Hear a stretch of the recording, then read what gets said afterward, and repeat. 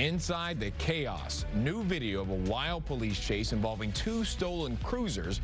We are live outside a local police station with more on this video.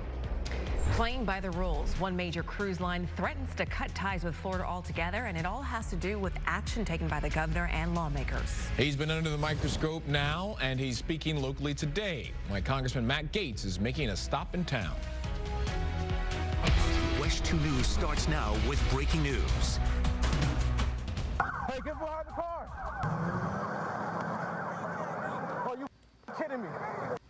Police body cam video captures the moments a man runs from a crashed police cruiser into the woods and then hops into another one, speeding off. We are also getting our first look tonight at the moments multiple law enforcement agencies finally caught up with Xavier Cummings.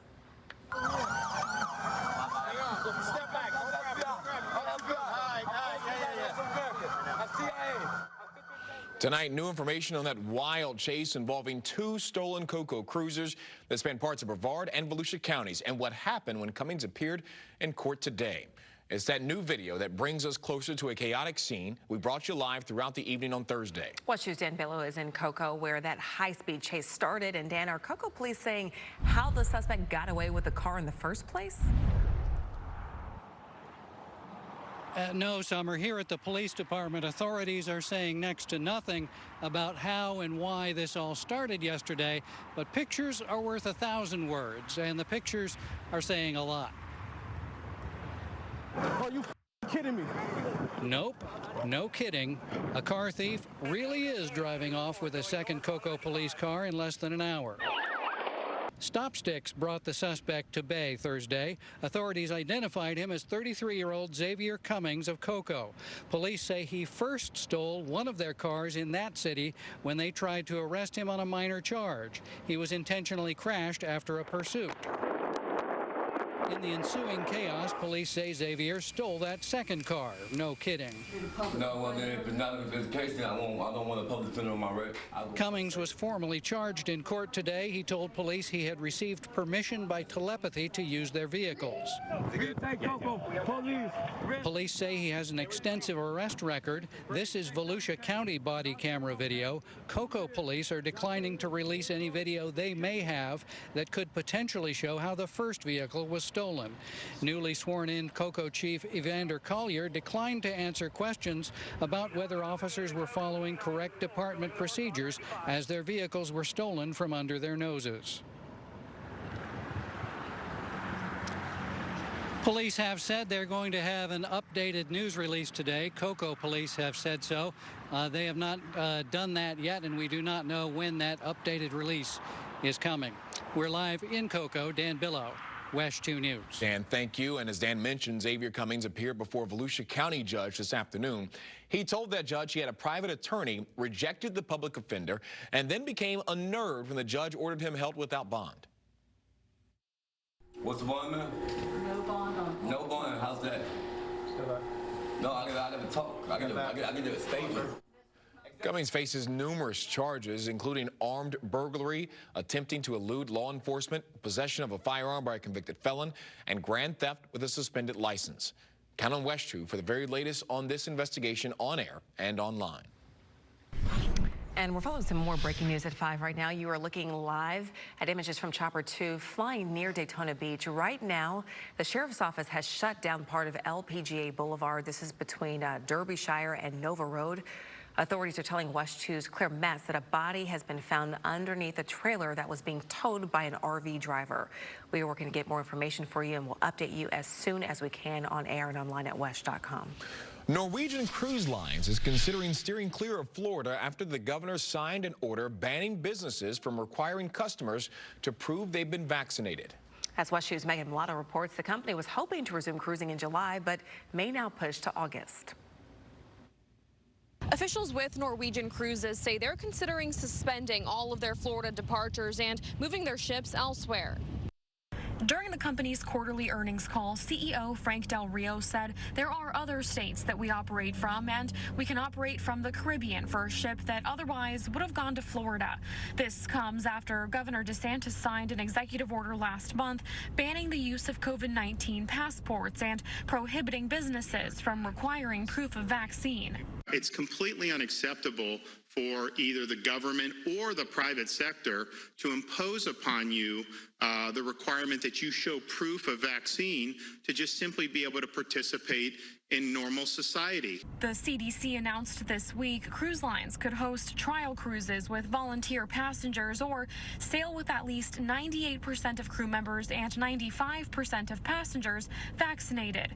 Norwegian had planned to go the vaccination route and resume cruises July 4th with 100% of those on board vaccinated, but now have to hold off on moving forward. WESH 2 spoke with Captain John Murray with the Canaveral Port Authority regarding the conditions. It is what it is, and we're all working through it, and we're going to do our best to work with the cruise lines to get up and running again. But the conditions are just, they're terrible, but it is what it is. Norwegian is now looking at resuming cruises in August at the earliest. In Brevard County, Megan Mulatto, WESH 2 News. Now looking at the vaccine rollout across the state, more than 42% or over 9.1 million people are now vaccinated at this time. As for the people who've completed all required doses, that number is over 6.7 million or more than 31% of the state's population. In all, there's still just over 57% of the state's population who has not received a dose. And when we look at the national rollout, some states have already met the president's goal of getting at least one vaccine dose to 70% of Americans. According to CDC data, so far 3 states, all in New England, have already vaccinated more than 70% of adult residents with at least one dose of COVID-19 vaccine. 4 others are close with at least 2/3 of adults with at least one dose. However, 12 states, including Florida, largely concentrated in the South, have vaccinated less than half of adult residents with at least one dose, half of which have vaccinated less than 45% of adults. Nationally, more than 57% of adults have received at least one dose of COVID-19 vaccine, and over 42% are considered fully vaccinated. Pfizer has become the first pharmaceutical company to ask the FDA for full approval of its COVID vaccine. Like Moderna and Johnson & Johnson's vaccine, Pfizer's COVID shot is currently being administered under emergency use authorization. The priority review takes 6 months after the agency receives all preclinical and clinical trial data. At the same time, Pfizer is also applying to extend its emergency use to include children ages 12 to 15. More on the impact this could have on the vaccine rollout coming up at 5:30. A new report says the U.S. added fewer jobs than expected last month. The country added 266,000 jobs in April. Economists expected the U.S. to add 1 million jobs.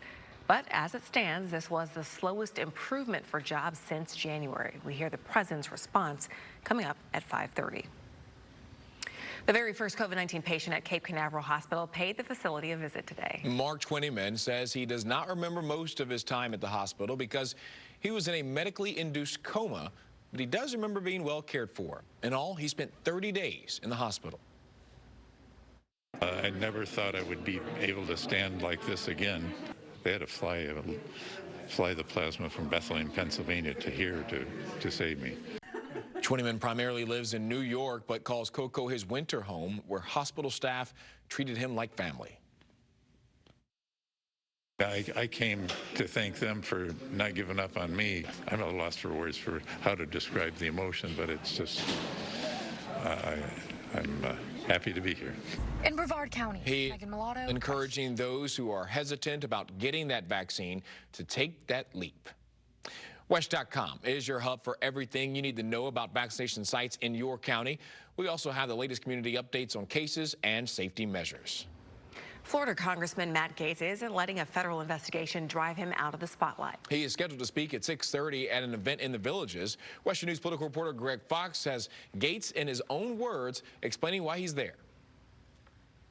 They're perhaps the 2 members of Congress most loyal to former President Donald Trump, Florida's Matt Gaetz and Georgia's Marjorie Taylor Greene. Gaetz is facing a Justice Department investigation into allegations of sex trafficking, including a 17-year-old girl, and prostitution. Greene was stripped of her committee assignments after comments inciting violence against Democrats and meritless conspiracy theories about the election lost by Trump. They're coming here for attention so they can raise some money. Chris Stanley is with the Villages Democrats, who are typically outnumbered by 3-1 by Republicans. The perfect venue for visits by the former president and other GOP leaders. That's why Gaetz is launching his America First tour here. He's out and he's trying to create his own narrative about, his version of the story. As you say, he's not charged, he's not convicted. We'll let the process play out. But this is not a good look for him. Inside the swamp of Washington, D.C. That's the voice of Gates on the Sebastian Gorka program Thursday night.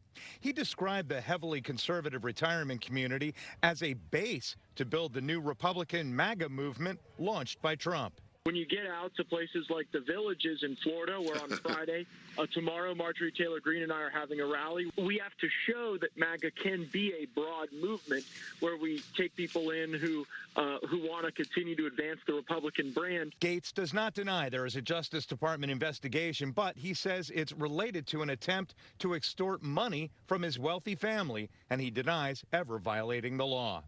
Greg Fox, WESH 2 News.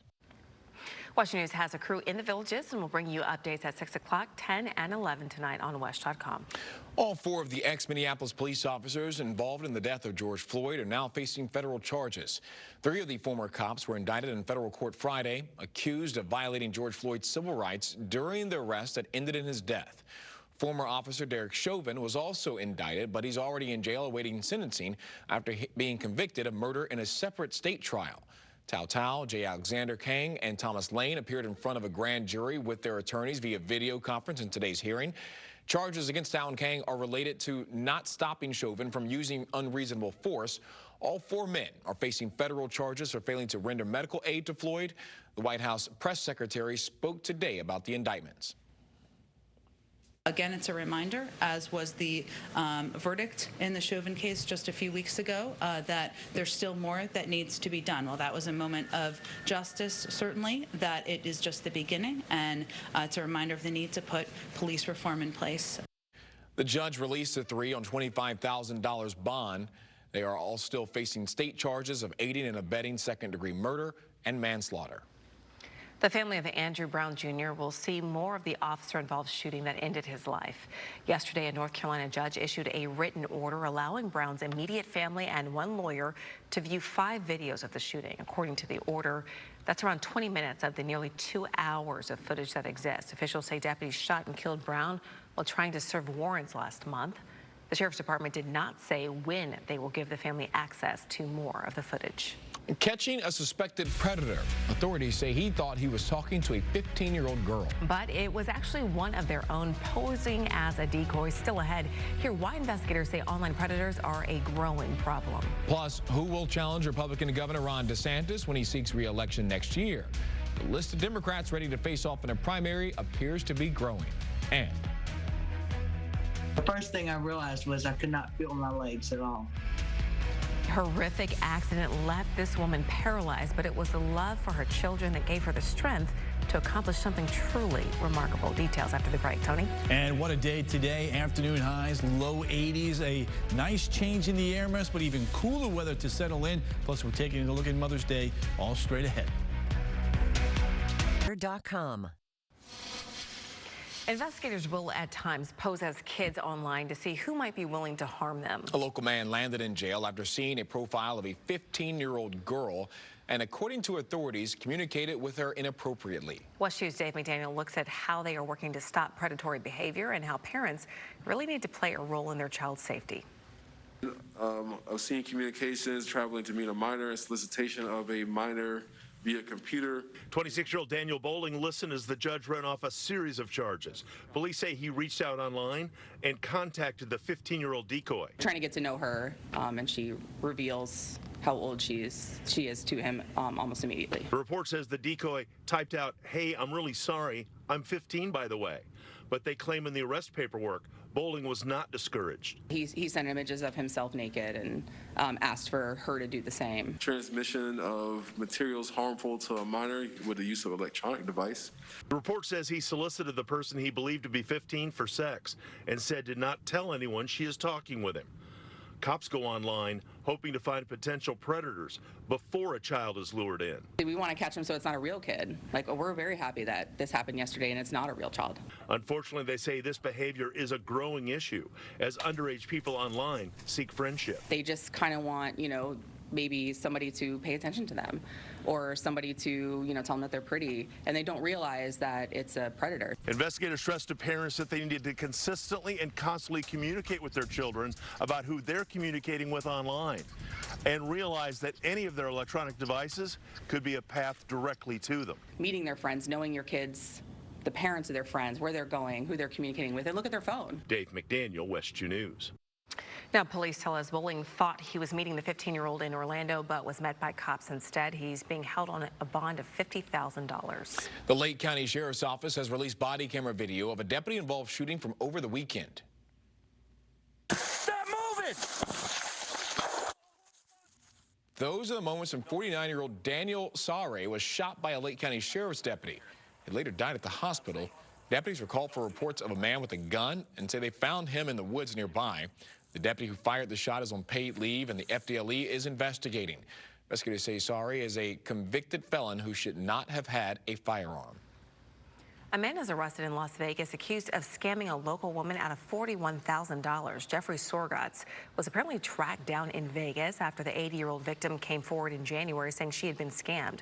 Sorgatz told them he was a computer expert from New York and that the victim had been hacked.